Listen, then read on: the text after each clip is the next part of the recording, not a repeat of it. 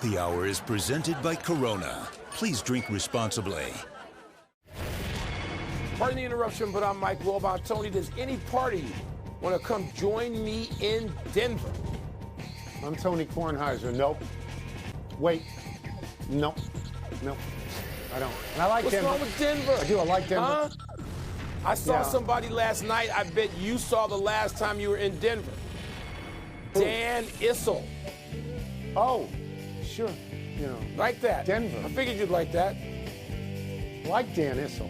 No, Mike Yeah. Whitman wrote for Denver for many, many years. I went out there Many a lot. years. I like Denver. Please come to Denver. No, Rambling boy. No, please come Welcome to to PTI, Boston. boys and girls. Well, please come to Denver. Please come to LA. There's three different cities in it. Versus? I'm the number one okay. fan of the man from Tennessee. In today's episode, kids, Adam Silver delays his John Morant decision. The Stanley Cup final is set to start, and the Suns have a new head coach. But we begin today with Denver, comfortably beating Miami in Game 1 of the NBA Finals last night. Nikola Jokic got his customary triple-double, and the Heat couldn't hit water from the pier. Wilbon, you were there. How did the Nuggets look to you? They look big. They look, one of the things you notice, Tony, there, right at courtside or looking down on the court, and I have both vantage points at different points, is that the Nuggets are just a lot bigger and longer, and Miami looks like, you know, a junior college team playing a number one seed physically. I'm not talking about in terms of skill. So Right. there's just trouble. Jimmy Butler's facing long, tall, athletic bodies when he goes in there. Aaron Gordon, Michael Porter Jr., these guys are 6'10", and Jokic is 7 feet. And the Miami Heat don't have a frontline player Right. that's 7 feet tall. And so, but it wasn't the Denver defense that ruined the shooting. The Miami shooters ruined the shooting. They couldn't, like you said, make anything. Open shots, Tony, and they're going to have to make open shots in Game 2, or this is going to be a short series. And Denver played what I think is about a B-minus game. They weren't great, and they can be great, and they probably will get better. So, but Jokic had his way. Aaron Gordon had his way early. Jamal Murray had his way early as well. And they just took turns, sort of battering Miami. So Miami's got a lot of figuring out to do between now and Sunday evening. Yeah, it was no game. It was no game at all because Miami couldn't shoot. They've got Strus and Duncan Robinson and Caleb Martin. These guys are all shooters. They were 2 for 23. You can't, there's no way you can win a game like that. I don't know if it's the altitude. I don't know if it's the defense. I don't know if it was just fate, but you can't win that way. Denver just rolled over them. I want to get the numbers correct here. +9 at the quarter, +17 at the half, +21 at 3 quarters. So if you were a casual fan and you tuned in to see these two teams, you're not tuning in for Game 2 because there was just nothing in this particular game. And Mike, I think Game 2 is a must for Miami. And I think they'll be more acclimated to the altitude. I'm sure their shooters are going to shoot better, and they've been resilient all year. They beat a 1, a 2, and a 4. I mean, you know what? I'm not counting Miami out. But, Mike, if they don't win Game 2, it looks like a short series, correct? I completely agree with you down the line there, Tony. And the shooting is a thing. The Jimmy Butler says something that's interesting, which was a little bit different take. He said, look, there are nights, as we know, when anybody, no matter how great you are, doesn't make shots, and you got to be able to make layups and create other kinds of offense. And he's right about that, because we've seen teams, I remember the Rockets a few years ago, where they were cold for multiple games. But you're right about the bottom line. Miami needs to win Sunday, or this would look like a fairly short series. Adam Silver, the commissioner, says he's waiting until after the finals to announce his decision on the John Morant situation. The Grizzlies suspended their star guard after he appeared to flash a gun again on an Instagram Live video a couple of weeks ago. Silver says the league has uncovered, quote, listen to this phrase, Tone, a fair amount of additional information, close quote, and probably could issue the decision now, but he doesn't want to take the spotlight away from the Heat and Nuggets in the finals. Tone, what does all of this, if anything, indicate to you? So you're asking me to read the tea leaves, and I'll give it a try to read the tea leaves. I believe that if this fair amount of additional information could exonerate John Morant in any way at all, Adam Silver would do it and announce it and get it behind him and continue the playoffs on a happy note. So when I look at something like this, I think, boy, if he's saying, I don't want to overshadow the playoffs in any way, then I think there's a suspension coming. Now, I have no idea how long it is going to be. I am sure Adam Silver will stand up and whatever the number is, he will say it's severe and it's sufficient. But there are a lot of us out there who will say that if it's under half a season, it's not severe, it's not sufficient, and it's a win for Ja Morant. So that's the delicate dance that I think Adam Silver has to do. But I think, Mike, honestly, if everything was peachy, he would have let us know that. I agree, Tony, and I'm bad at reading tea leaves. I'll just say this, a couple of things. One, it's too bad the public relations, which rules everything in the world today. And you and I have lived our adult lives in Washington, D.C., where PR rules everything. It's too bad that that decides whether something is announced or not, because you could announce it right now to get everybody's attention while they're all here on this stage and say, hey, here's the deal on Ja Morant right here while you're all sitting here. Listen to me. But that's not the case because you like to make it peachy keen if you can. The other thing, Tony, I told you this in real time. I had somebody who's been involved in law enforcement and security say to me directly, knowing what you know, speaking to me, you know what you know. How much more do you think the league office knows? And so that is what I thought of instantly. The league office has had time to amass more information, a ton of it. I've had time. I mean, people who just listen up for a living know more than the general public knows at the moment. So the league office knows a whole hell of a lot more than all of us. And yeah, this better be, Tony, I don't want to hear it's a 15-game suspension. I don't want to hear that. I don't want to. I don't even want to hear it's a 20. It needs to be at least a half season. Half a year. We agree on that. It's going to be a bad circumstance no matter what happens. You talk about public relations. If you're Adam Silver, you don't have to announce anything right now. The season's not going to start for months. You can pick the best time you want to go out there. But like you, I am informed by all those stories I read in the Washington Post, which indicated a very problematic pattern of behavior for a long time with Ja Morant. And if the league is looking into that, they'll find it. We move on. The Stanley Cup final begins tomorrow. The Las Vegas Golden Knights, a 1 seed, will host the Florida Panthers, an 8 seed, in a matchup eerily similar to the NBA Finals. Vegas went through the playoffs 12-5. Florida went through 12-4, but 11-1 in their last 12 games. So, Wilbon, which way are you leaning? I'm leaning toward Bobrovsky. I'm leaning toward the goaltender, Florida's goaltender. Why not? I mean, you look, in the NBA championship, the best team almost always wins. There's no fluke. The best team over a period of time. That's right. In baseball, you can get pitchers who dominate a couple of series, who dominate the postseason. We've seen it. And they can affect the result just like by themselves. And in pro football, it's one game. In hockey, it's the goaltender. We've seen it, Tony, over a period of years, and it may not happen every year. But Bobrovsky, this year, the number of one-goal games, there was a whole series, I think, Carolina, where he gave up 6 goals in 4 games. I'm going goaltender. And no disrespect to the Golden Knights, who in their short history have been so impressive in the postseason. They really have been. Right. But I'm gonna stay with Florida. Yeah. I will say that I am rooting for the Florida Panthers.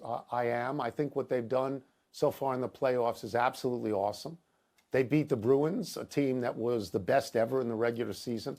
They beat Toronto, a team that everybody was sort of rooting for. They swept Carolina. Carolina had the second most points in the NHL. But having said all this, Mike, I would understand if people installed Las Vegas as the favorite. Las Vegas finished with, I think, 19 more points in the regular season than Florida.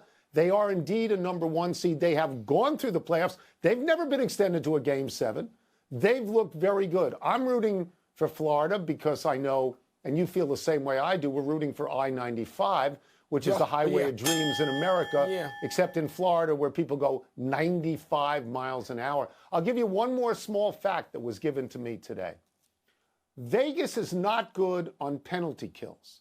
They are 14th among the 16 teams in the playoffs in penalty kills, and they to their detriment, have taken the second most penalties of any teams that were in the playoffs. Not a good combination. That's good for Florida. And because Florida has scored power play goals 6 of the last 7 games. Let's take a break.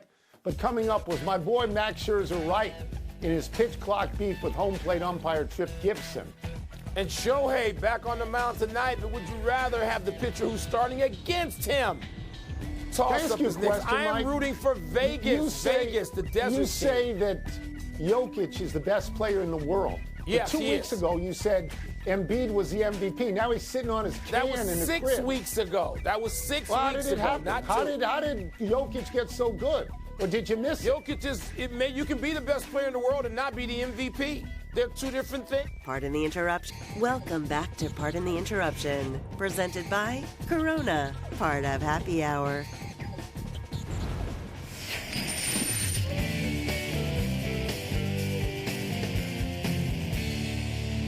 It's time for toss-up. 2 men enter, 1 man leaves, finishes the show, then putters around his house until it's time for Monday's show. Sad but true. What's first? Toss-up. Who are you backing in their pitch clock beef? Max Scherzer or umpire Trip Gibson? Well, of course I'm backing Scherzer. He's a warrior god. But let me explain what happened. He's pitching against Philadelphia, and his catcher makes the last out in the 4th inning. So he can't get out there fast enough to warm Scherzer up. Everybody gets 8 pitches, maximum of 8 in the warm-up period, and 2 minutes. So by the time the catcher gets out there, Scherzer doesn't get all 8. He gets 7. He gets 7. And the umpire says, enough. it's right. He says, the umpire says, it's time. The pitch clock is on. Scherzer goes crazy, and he says, he wants flexibility. He wants discretion. This is his actual line. Why do we have to be so anal about this, to have this clock shoved in everybody's face? Now, Mike, I will never say this publicly, never. But somebody from the Mets could have gone out there early and warmed up Scherzer when the catcher was putting on the tools. That's right. And I'll never say this publicly either. But, I mean, if you start showing discretion, all of a sudden you're back at a 3-hour game. And I probably shouldn't say this publicly, that the people who hate the pitch clock the most are star veterans who never had it in the minor leagues, like Scherzer, like Verlander, like Kershaw, Manny Machado. They hate it. But I'll never say this publicly on television. You're only today. saying this to me privately. It's a really good thing. Right. Let me just say this, and I can be brief. I pitched from the time I was 8 years old until 18 in high school. And here's what I know you have when your catcher makes the last out, or your catcher's on second base and gets stranded there by the last hitter in your inning on your team. You have a kid with a catcher's mitt who is ready to go out and warm you up. That's that kid's job, okay? Maybe some little scrub kid who can't even make the Little League team, he's got the big fat mitt and he warms up the pitcher before the inning. From the time you're 8. So you mean to tell me the Mets can't get this right? I'm never with blue. I should never say publicly, I'm with blue, but oh, wait, I just did. Well, don't say it. You're not on television. It's not today. What's next? Toss-up. They face each other again tonight. Who would you rather have on the mound, Shohei Ohtani or Framber Valdez? As long as we're talking about pitchers, I'm going back to Scherzer for a second. I love Scherzer. I love Scherzer. Who would I rather have? They faced each other on May 9th, and Valdez beat him 3-1. Okay? I mean, Valdez is great. You remember him from the postseason last year? I think he was 3-0 and a 1.44 ERA. But if you ask me who I'd rather see, I'm going to tell you Ohtani. Their statistics are relatively similar. I believe each one has won 5 games. Stats in terms of strikeouts. Valdez has 77 and 72 innings. Ohtani has 90 and 65 innings. But Valdez's ERA is better, 2.38 to 2.91. The thing about it is, Mike, if I'm going to buy a ticket to see a game and watch the show, to me, Ohtani is a larger show. And so I would say him. That wasn't the question. The question was, who would you rather have, presumably to win the game? And I always want somebody from Houston, today's Houston team's pitching, as opposed to somebody from today's California Angels team. Because the California Angels are losers. They are. And even though Ohtani's a great player and a winner by himself, the fact is, I want to take and back the team that's more likely to win the game. And so Houston's team, Framber Valdez, is backed by a team more likely to play better on this individual occasion than anybody on any night. I thought from the question was, who do you want to see? No, it wasn't see, have. Who do you want to see? It was have. Who do you want to have, not see? They changed the question on me. You're always going to do something. This afternoon was who do you want to see? Box office, East Coast junk nonsense way. I-95, don't pick the highway of dreams. I'm picking the team in the deserts. Vegas, Let's Golden take one Knights, last break. on I-10 or 60 or something. I-10, the road to nowhere. The SEC decides to ditch its divisions. I want to see some saguaro. Speaking of which, the Suns have themselves a new head coach. Some javelina, some rattlesnakes, some coyotes, some mountain lions. Be a man. He's from California. Look what I did for you. You'd call yourself a Westerner now. In the desert, you've been in the desert now. You're in Denver now. You're in the mountains now. Wandered through for more than 40 days and nights. Happy time, people. Happy 30th birthday Sunday, Jonathan Huberdeau. Huberdeau was the NHL's Rookie of the Year in 2013 when he was playing wing for the Florida Panthers. Huberdeau played 9 seasons for the Panthers, made 2 All-Star games, led the Panthers in scoring 3 straight seasons, including 2022, when his 85 assists were the most in the NHL. Then the Panthers pulled the trigger, trading Huberdeau to the Calgary Flames. And what they got in return changed the arc of this season. They got Matthew Tkachuk, and Tkachuk has been the best player in the playoffs so far. 9 goals, 12 assists in 16 games. Huberdeau's team did not make the playoffs. Huberdeau was probably traumatized by playing so well for his team and then getting dumped. Show him the door. Get out the country. No, he didn't play well. He'd already played well, and what was his reward? We're going to deal you. Too bad for him. Happy anniversary, Ken Griffey Jr. On this day 36 years ago, the Seattle Mariners selected Jr. with the #1 overall pick in the MLB draft. After a Hall of Fame career, Griffey announced his retirement in 2010, 23 years to the day of being drafted. In his first year of eligibility, Griffey was elected to the Hall with 99.32% of the vote, breaking Tom Seaver's record of 98.84%, which had stood for 24 years. In 2018, the Seattle Times named Griffey the most important athlete in Seattle sports history, despite the fact that Griffey never played in the World Series and that the Seattle Supersonics and Seattle Seahawks had won league championships. The Times wrote, Griffey saved baseball in Seattle. You know how I feel about Griffey, Tony. I was trying to come up with the Mount Rushmore of Seattle sports, and Griffey's the only automatic I got. Gary Payton, maybe okay, Pete Carroll or Russell Wilson, Randy Johnson. I mean, it's a great sports city now, but it hasn't been all that long. You don't have 100 years to choose from. But Griffey's the guy who anchors the Mount Rushmore of sports in Seattle. Happy trails to the coaching vacancy in Phoenix. Your Suns are reportedly finalizing a 5-year, $31 million deal to hire Frank Vogel as their head coach. You'll remember they just fired Monty Williams, whom the Pistons then hired for 6 years and $78.5 million. Vogel won a championship in the bubble with the Lakers, then got canned a couple of years later. Vogel joins Nick Nurse as recent championship coaches who have been fired and now hired. Nurse landed in Philadelphia. Vogel, 49, has a career record of 431 and 389 and a playoff record of 49 and 39. Toronto is now the lone vacancy, and championship coaches Doc Rivers and Mike Budenholzer are as yet unemployed. Yeah, you know, Tony, Frank Vogel, who seems to me to be a terrific choice, his calling card is great defense. He did that with the Pacers multiple times. He did it with the Lakers multiple times. And, of course, there is that championship in the bubble. So I welcome Frank Vogel to the Valley. Yeah, the problem with Frank Vogel is the problem everybody has pretty much when they coach LeBron, that you're not going to be there for any great length of time. You can go back in the history, kids, and you can look at this. Let's go to the big finish. Red Sox starter Chris Sale left last night's game in the 4th with shoulder soreness. Uh-oh. Yeah, I hope that is not the thought, Tony. Let's hope, because it has been in the past. Hope it's not. Taylor 2-3 seeds, Jessica Pegula without, Novak Djokovic advanced. Bigger deal? The bigger deal is Djokovic. Of course it is. You want to see him play Alcaraz in the semis. Jessica Pegula has never yet reached the semifinals of a major tournament.